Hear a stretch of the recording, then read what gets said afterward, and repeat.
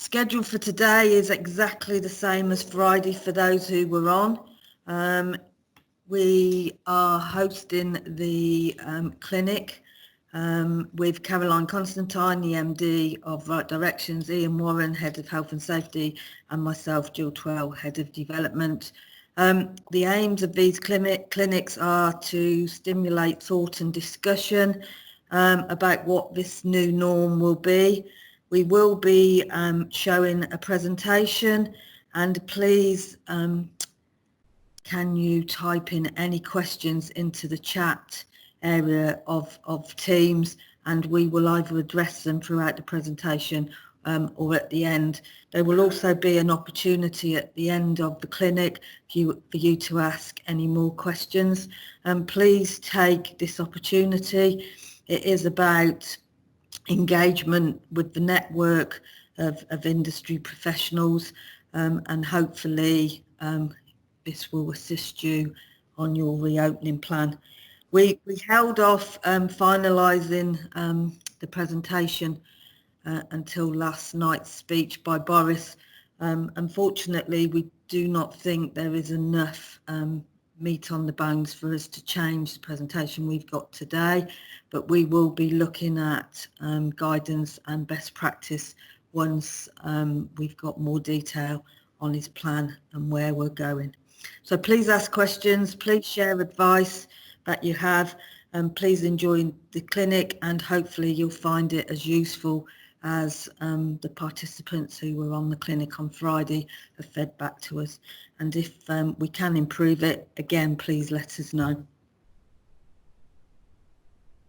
And I'm going to pass you over to Caroline Constantine. We are social distancing, and she will, we will move past each other, and she's coming into the screen now.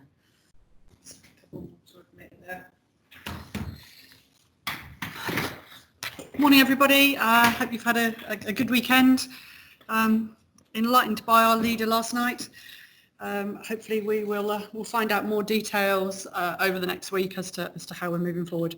Quick recap for those of you who weren't on the webinar on the clinic.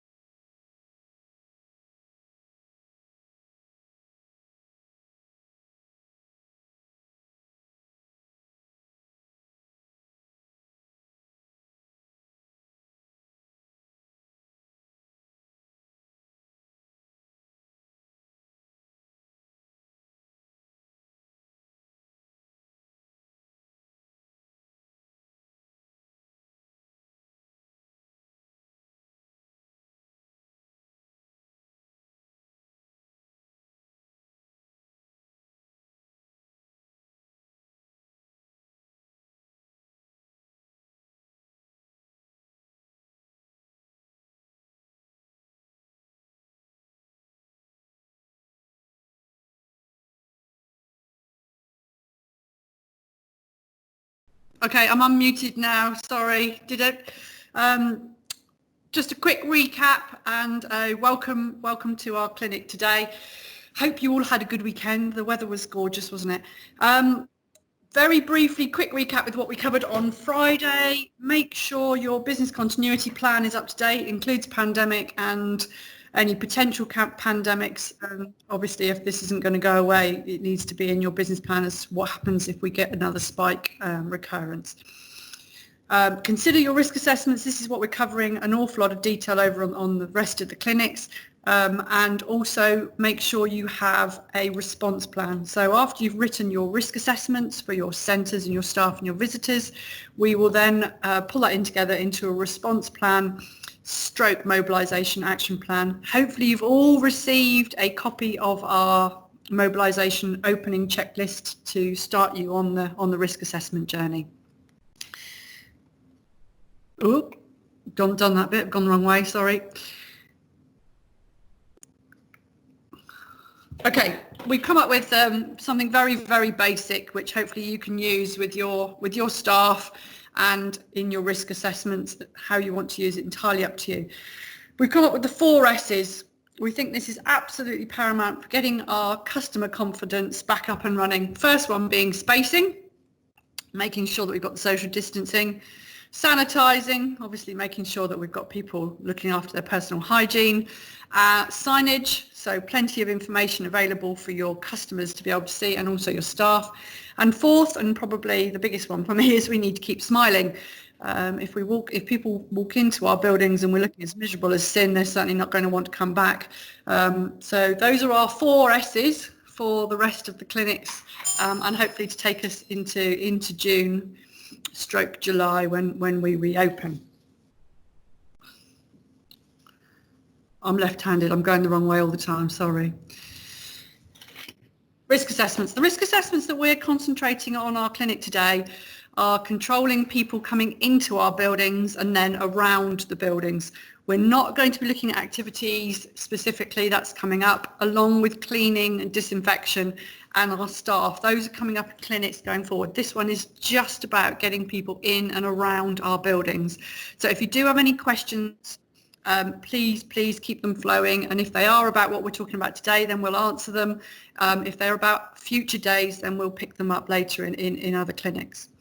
So today we're talking about car park and entrances, how we get in and out of the buildings, our reception area, circulation areas and where people sit, spectators, etc., to and from activity areas within the building, and then changing rooms and toilets.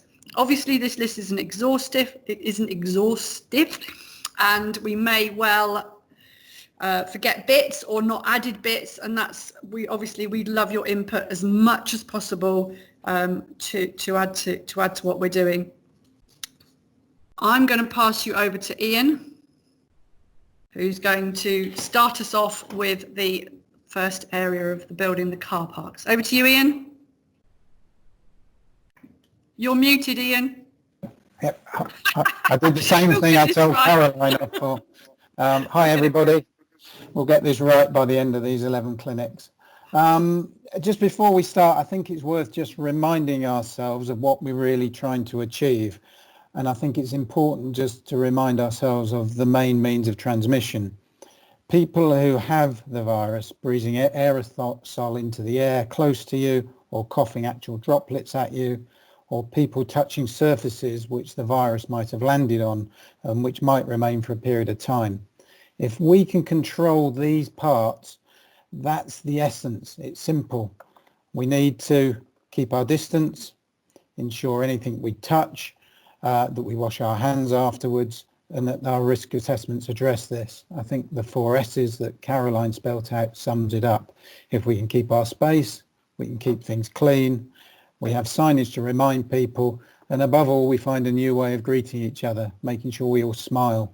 The old handshake days, I'm afraid, are gone, at least for a long time, so smiling will go a long way to making people feel welcome and encourage people to come along.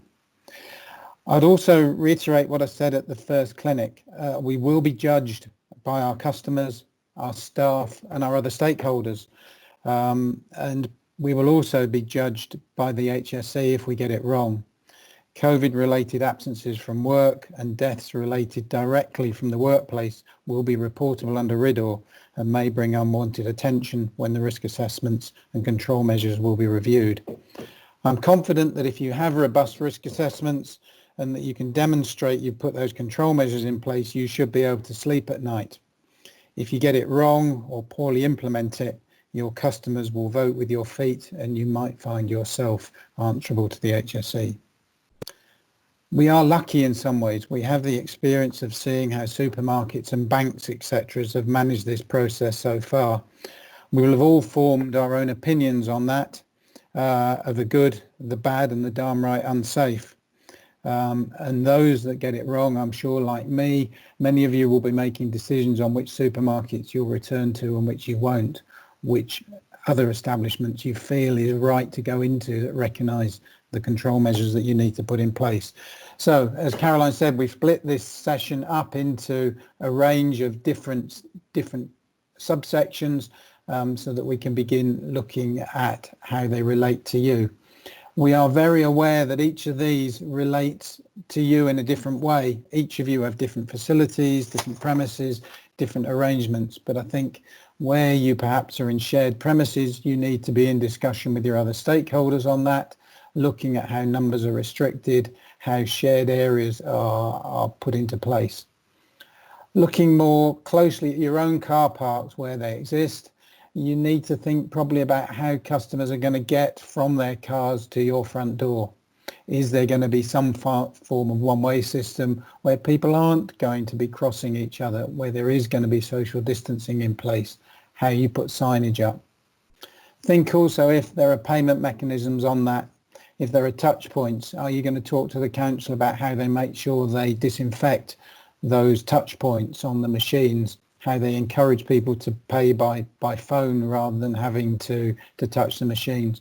And also where you've got refund systems in place reliant on people bringing in the tickets that they've got out, how that's going to work. Maybe you need to discuss with the council some other process whereby you can refund that. Bike racks, hopefully with the encouragement on people coming via other means, lots of people will be cycling to you.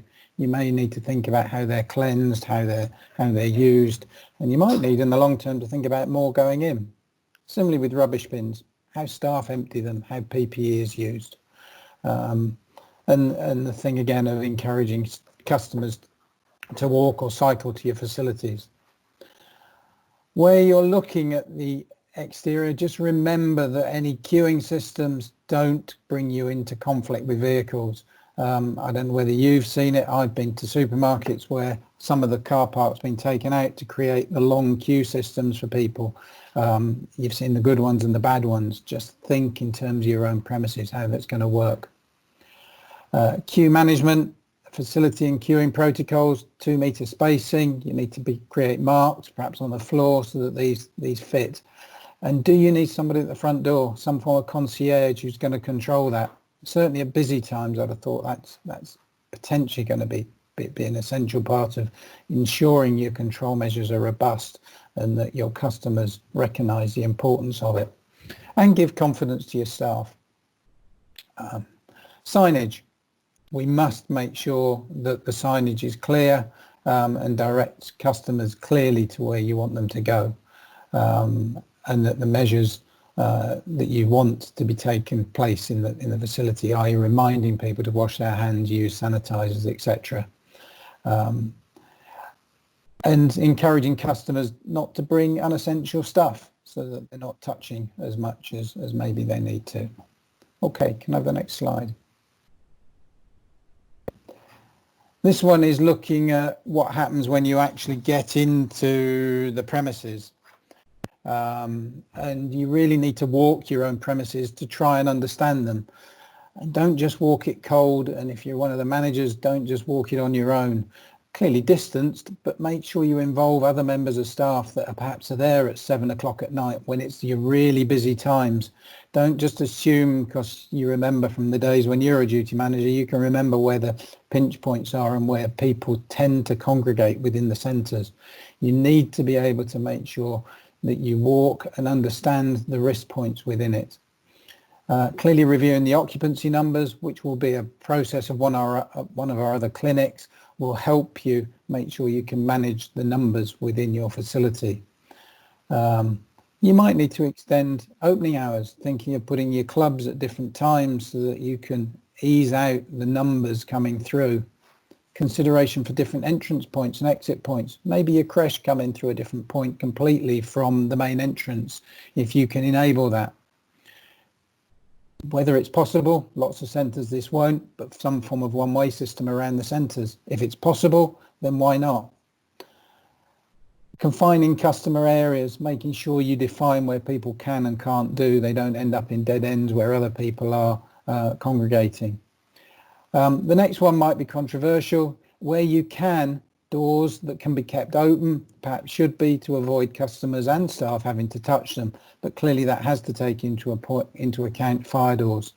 Where they are fire doors, you might need to think about proprietary devices on those doors, which will enable them to close if the fire alarms go off. But where you can remove touch points, we think you should consider them. Keeping entrance doors open, clearly in the summer months that's going to be okay.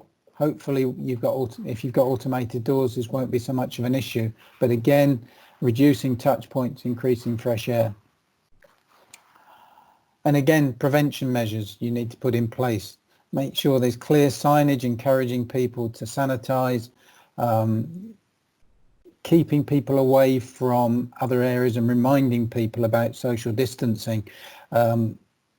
Areas around vending machines, they are still people going to be queuing for them, queuing to get into activity areas such as aerobics.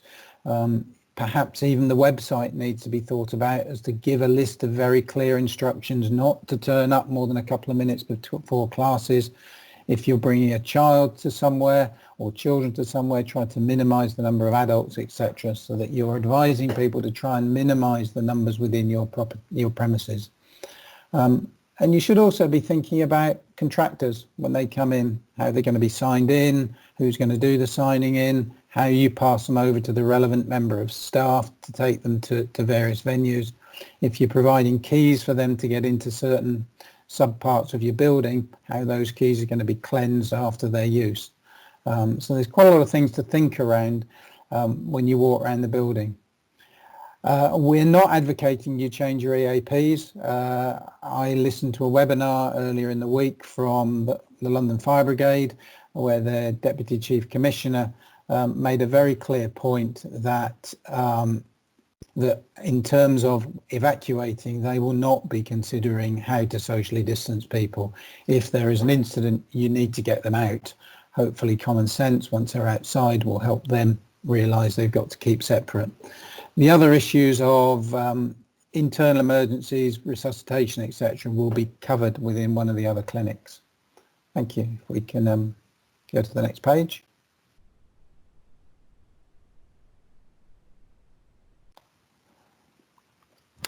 So, reception itself, clearly queuing protocols, 2 metre spacing distances, and I think you'll see at the end of our presentation we're working with Big Wave, where some of these markers for floors might be one source you might like to look at as well.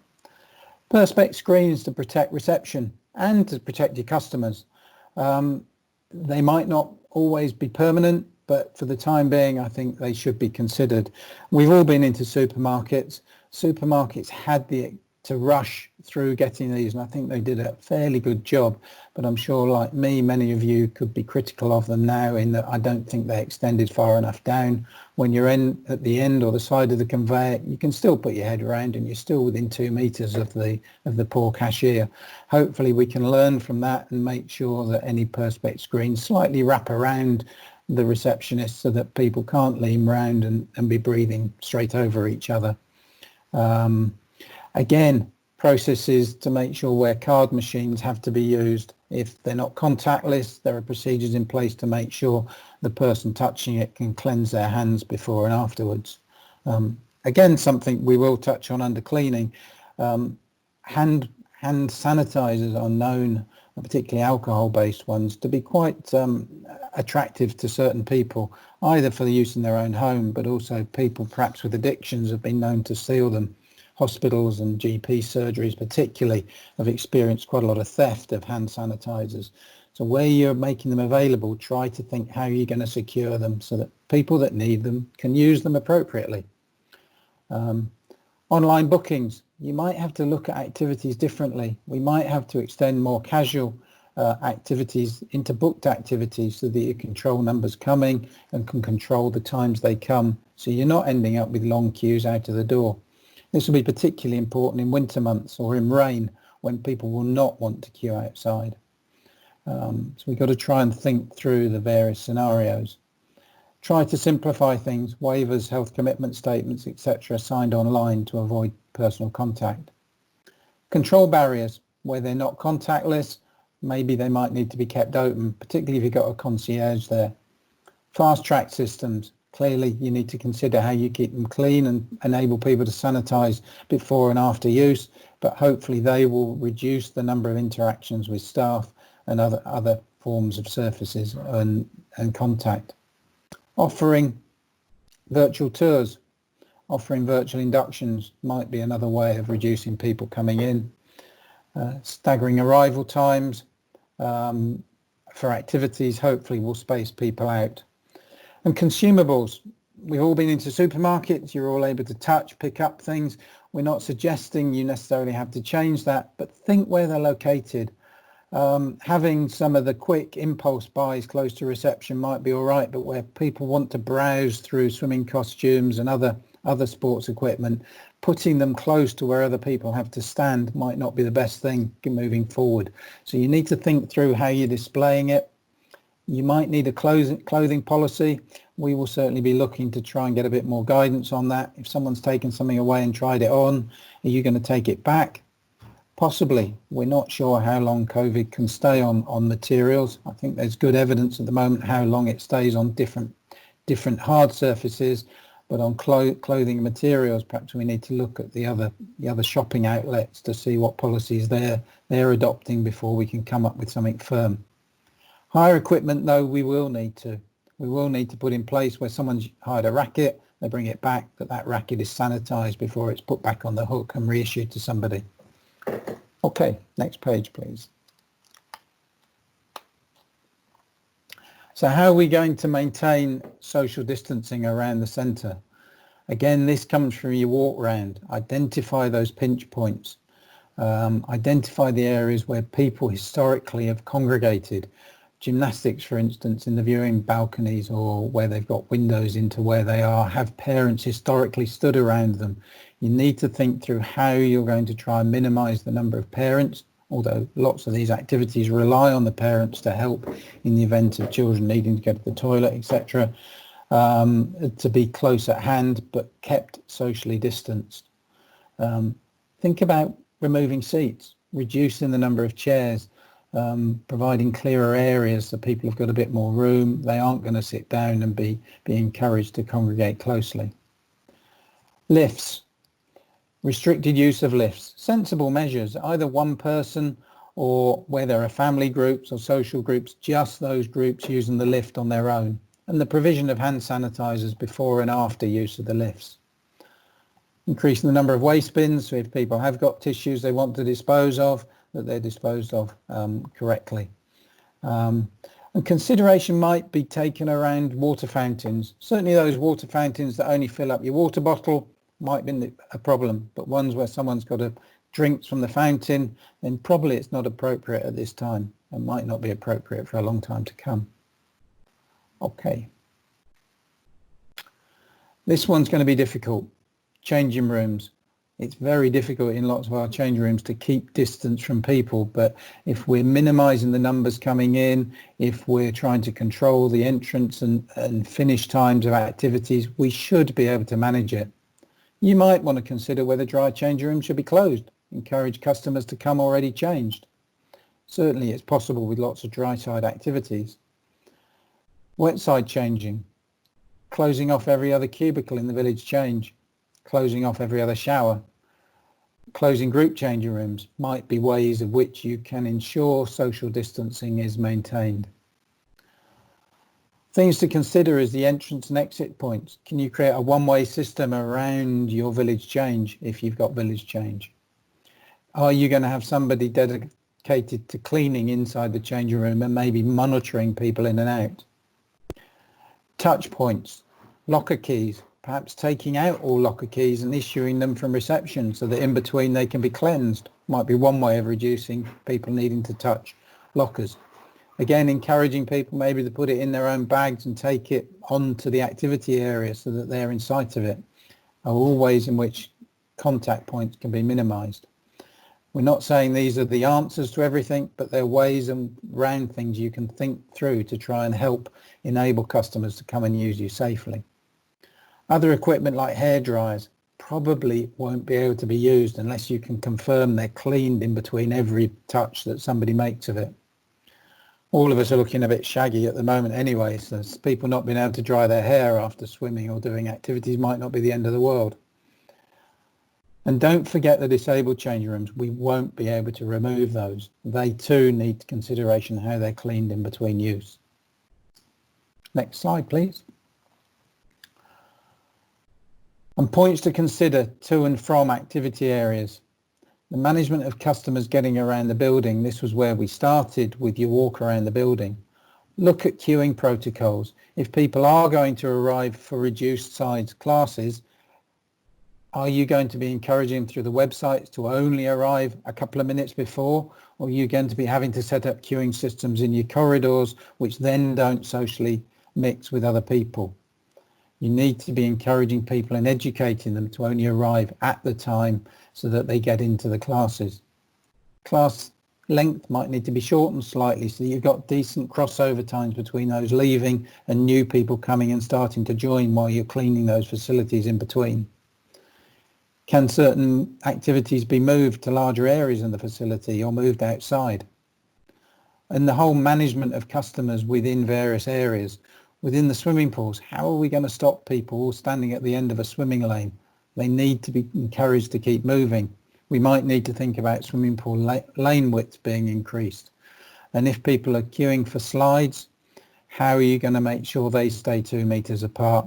And for the person at the top controlling people going down it, there you need to consider how they're going to be distanced or kept safe from people coming up. Chlorine hopefully will wash off a lot of risks within the pool area, but people will still be breathing. And clearly all the way through all of these extra care, extra cleaning signs need to be thought about. And going back to Caroline's thing, we need to think about the 4 S's all the time. Keeping space, keeping areas sterile or sanitized. And I can't remember what the third one was, but the fourth one was keeping smiling. I think that's the end of my set. Is there one more beyond that? Or is that it? You're done, Ian. Ian, thank you. Okay, so thanks for that. I think one thing we are going to have to consider is whereabouts in the country different leisure centres are. I mean, obviously, if you're in an area where there's still high numbers of people with the virus, it's very different from if you happen to be in a little centre somewhere in a Cornish town. So again, you will be looking at risk assessments very differently on your location and how many people in your area have the virus. So what's going to happen next? Please make sure you're booked on to other questions. Do not leave now because we've got questions and answers coming up. So please don't think that we're done. Make sure you book onto other clinics if you want to. And if you do want help writing your risk assessments, either virtually or on site, let us know. We're going to be helping people with response plans, risk assessments, and also coming in and doing pre-opening support days. If you're worried that what you're putting in your risk assessment is your information only and you'd like other eyes looking at it, please let us know if you want us to help. We've also added in there that we will be helping people review their procedures to include COVID if they want support. So hopefully you've enjoyed the session this morning and it hasn't been too long and cumbersome. What we'd like to do now is go over to you for questions and